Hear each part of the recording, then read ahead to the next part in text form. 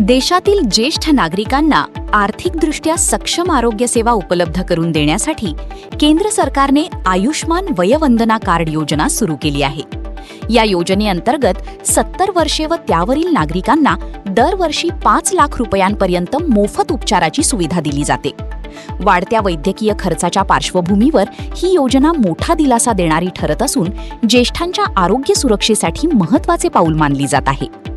या योजनेचा लाभ घेण्यासाठी अर्जदाराचे वय किमान 70 वर्षे असणे आवश्यक आहे। मात्र कोणतीही उत्पन्न मर्यादा लागू करण्यात आलेली नाही।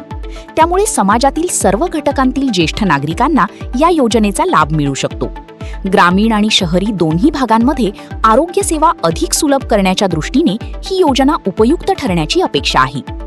कार्ड मिळवण्याची प्रक्रिया ऑनलाईन आणि ऑफलाईन अशा दोन्ही पद्धतींनी उपलब्ध करून देण्यात आली आहे।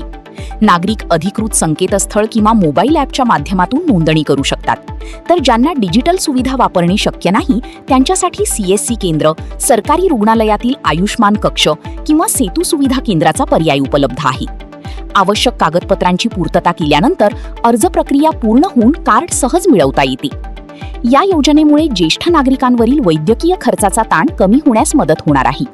अनेक कुटुंबांमध्ये वृद्धांच्या उपचारासाठी मोठा आर्थिक बोजा येतो, तो कमी करण्यासाठी ही योजना महत्त्वाची ठरते।